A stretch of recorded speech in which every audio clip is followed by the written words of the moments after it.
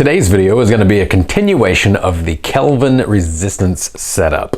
What I'm going to do is create one essentially from scratch that is going to be only used for that. Kind of going to dedicate these products to it, and then we're going to have nothing but fun. So as I talked about in the last video where I went over what a Kelvin wire setup was, today I'm going to construct a dedicated one for myself. I had one way back in the past and I lost part of it. You know, it happens sometimes. So I'm going to create a new one. What you need for that is a voltmeter that'll do millivolts in particular. You need yourself a amp limiting power supply. This can be one of those little bitty controlled current devices you get off of eBay, and then you would have to set it with another device that can read amperage so that you know it's set at 1 amp. Or it can be a bench power supply like this that has both a amperage and a voltage control to them. You can search for them by putting in CCCV power supply. Controlled, let's see, no, CCCV power supply. Controlled current, controlled voltage power supply. So with those two items and the addition of a soldering iron, you can create your own dedicated Kelvin wire setup. So what we're gonna do in this case, my voltage meter is, it's got the leads hard soldered in, so I'm going to cut these leads and solder them on to my 4-wire setup. If you have a multimeter with the little 4mm plugs on it, you can actually create a secondary set of wires that you can plug in and out, and you don't have a dedicated setup. But I only have really nice ones that I don't want to dedicate for this sort of thing, so I'm going to use this relatively low cost, and this wire is going to be hardwired onto the meter. No big deal. I'm willing to do this as a always gonna be this sort of unit. It would actually still work as a voltmeter, to tell you the truth. So in my case, I need some cutters as well. So just to recap, you need a voltmeter, you need a controlled current, controlled voltage power supply, a little bit of solder, soldering iron, and in my case, some shears. There we go. No turning back now. We're going to strip a little bit of these leads. Hopefully there is a decent amount of stranding on these. Yes. All right. So my concern is that this may not have very many strands to it, and it's going to get wiggled around a little bit. It might have some problems with breaking apart, but that doesn't look to be the case. And what I'm going to do is I'm actually going to put them through this little alligator sheath here, and that's going to help with our strain relief. What I can also do down the road is put a piece of tape on the end of this so we're not pulling on that solder joint. If I have some tape here, I may just do it. In the meantime, we'll turn on our soldering iron. We'll get that warming up. Wrong button. I'm still not used to these TS100s or whatever. There we go, right button. There we are. Soldering that up. I'm going to pre-tin the end of these wires so that I can shove them through the insulation here, our little protective sheath, because otherwise they're going to get pretty munged up. So a little bit of pre-tin, a little bit of solder.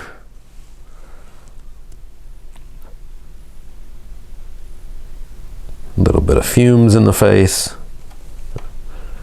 We're ready to go.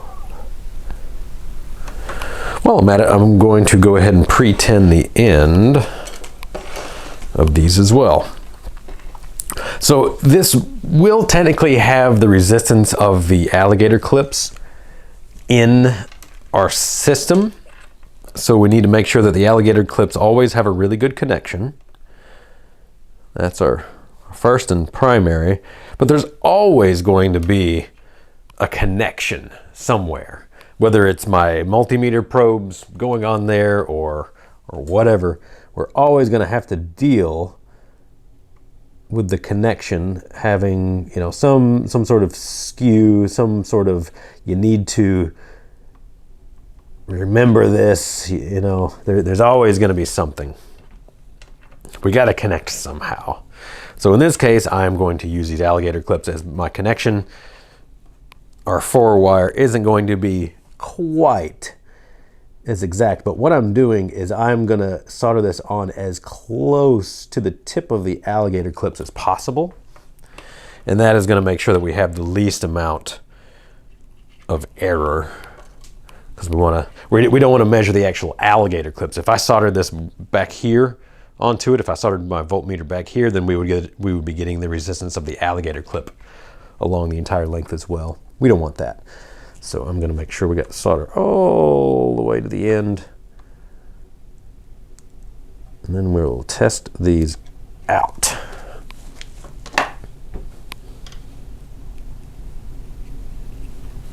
A little hot, a little hot. Here we go. All right. I'm gonna keep color to color. Why not? That should keep us from having negative on our meter. If we did though, you would just ignore that negative. Not a big deal. All right, this is actually pretty tight, so I don't think I'm gonna have to strain relief any. All right, there we go, pull that through, pull this down, and you can see the beginning of the construction.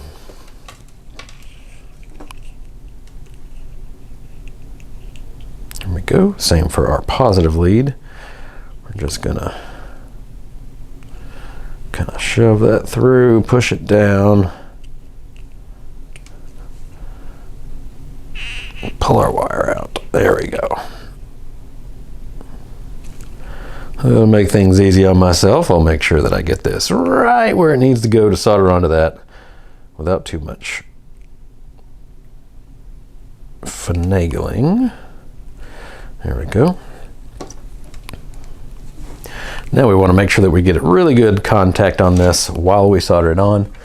And be sure not to burn yourself, because you're soldering to a piece of metal. You got to hold the piece of metal while you're soldering. So what I'm going to do is use this other clip at a 90-degree angle, and that's going to attempt to have this sit flat on the table, which, am I out of view? There, I'm in view. Now you can see I use one clip onto the other clip, and now we'll solder it on.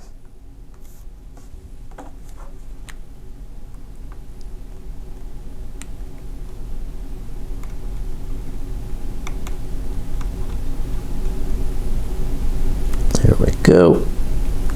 And since this joint isn't actually passing current, the joint doesn't have to be super duper perfect, but of course we want to have a good solder joint on here.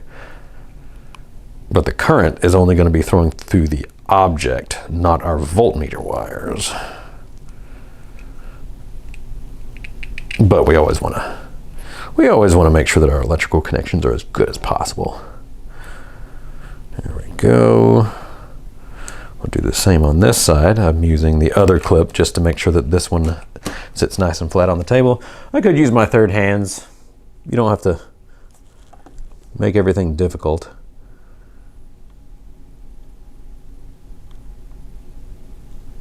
There we go. Now, hopefully I did not solder those jaws together. Let's see, let's find out. Ooh, hot. Just soldered the metal. There we go. Didn't solder them together. Almost did, but didn't. Now, we pull a little shroud back down. Yeah, this will be good enough strain relief, I believe, to give me many years of service. And then the question is, do we want this shroud to totally cover our clip, or do we just want it to be like so? For now, I think like so is good enough. Now, one thing that I didn't really consider is that these may get all twisted, but since we do have bullet plugs on our power supply, we can address that in the future by unplugging it, unwrapping it, doing like that. But here you go.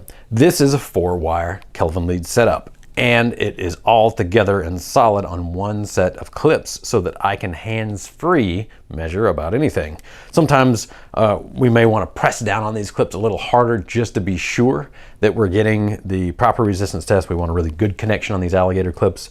A larger alligator clip with stronger spring is usually good for that. However, you also don't always have room for larger alligator clips on your test equipment, so we're just doing what we can with the equipment that we have that will work with the products that we have.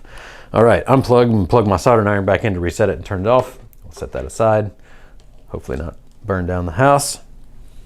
And to start out, here we go. We turn on our power supply, and the clips are not connected together, so we should have open voltage. I have it limited to 5 volts and 1 amp right now. We're going to turn our voltmeter on to volts, and since this is open circuit, it is showing the full 5 volts. Now, what happens if I touch it with my fingers? Is 5 volts going to be enough to pass any current through my body? Probably not. Most skin conducts at about 40 volts, 45 volts, 50 volts, depending on how sweaty you are. So we're getting nothing here. If I connect these together, it's really not good to dead short a power supply like this, but I'm going to do it anyway. There we go. And now we're getting, it's showing 100, it's going all over the place. The connection is not very good. So I'm going to push these together really hard, and we are getting about 8 milliohms to this. So now let's clip them together. There we go. 10 milliohms. So we can pretty much assume with most things, yeah, back to 8, that we're going to get a skew of about 8 milliohms, showing, yeah, about 8. If I push these together really hard, down to 3 milliohms, yeah, we're getting pretty close to 0. So by itself with the tension, yeah, popping back up to 7 milliohms. This is something that you do need to consider when you're making measurements on anything, is that your devices are going to have some sort of change. Now, I clamped these the other way so that I was clamping onto that soldering point as well and not just the actual teeth of these. And now we're down to less than 1 milliohm. So there you go. It's pretty close to 0. That at least tells you that depending on how you use your clips, you're going to have some sort of skew to your data reading. But if you're consistent across all readings, then at least you will know that your readings are consistent. So there we go. We have that done and made. Here is our Kelvin test probe situation. Voltmeter's turned on, amp is turned off. And what we're going to do, let's just test the resistance of this Retro Sport 540 17 turn. Now, if you're testing the resistance of a motor, you have to make sure that it doesn't spin, because that really screws with the reading. This one I know is not going to start up with only 1 amp, so I don't need to affix the shaft. But otherwise, if you're doing brushed motors, you would need to clamp the shaft into something and clamp the body of the motor so the motor doesn't spin. That way you're reading the static voltage drop on it. All right, so I'm gonna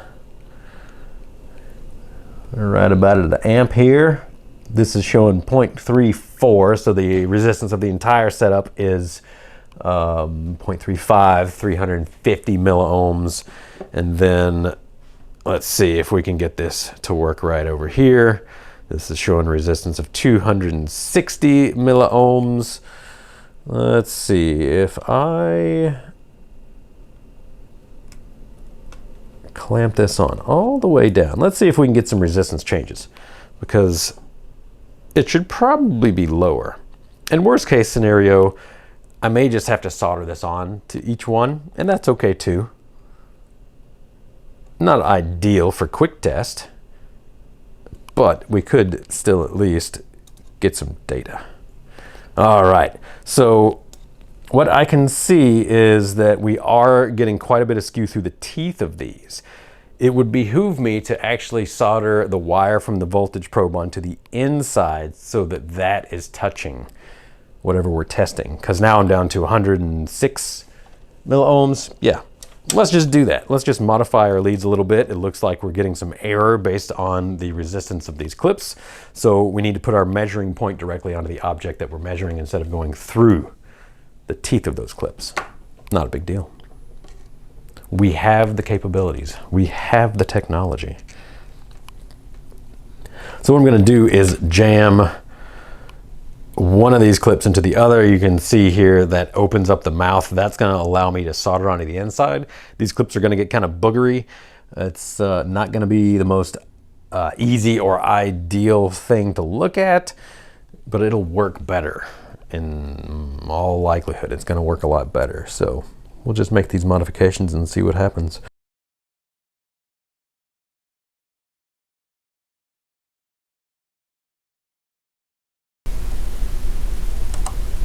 There we are. So now we have a big old fat solder pad with our voltage leads coming right into it, and that solder pad itself is going to contact our object directly. Now we do it to the other side.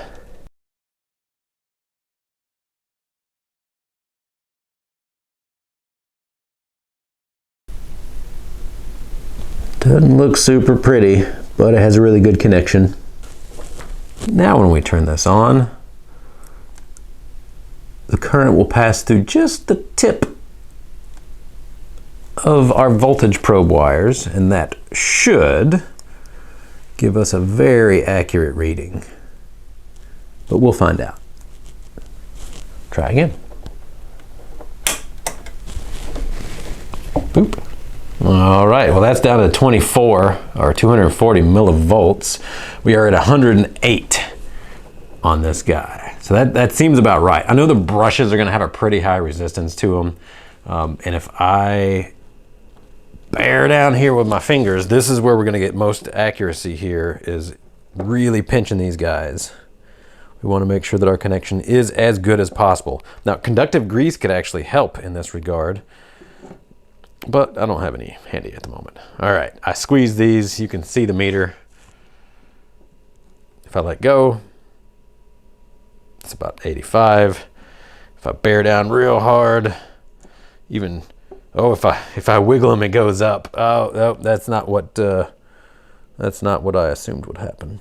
I thought wiggling it should make it go down. All right, so one of these isn't making great connection. There we go, that's better. Going down, going down. Yep, back up to 33. Now, this could also be the position that the motor is in. It did slightly shift in my hand, so we'll test that real quick too. There we go. Well, all over the place. Yeah, I just turned the motor a little bit, and now we're down to 79. So that was, that's where we're getting the reading from. It looks like we have two positions. Now, I could draw this out electrically, but essentially, are we going parallel through one coil and series through two, or are we going parallel through two and series through one? So when we test the motors, we need to make sure that we get them in the lowest reluctance position, up to 300 and some change.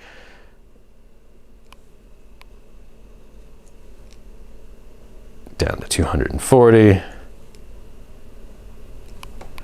I think right in the middle of two positions is where it's going to be a sweet spot. But we saw the minimum was about 80 milliohms on this.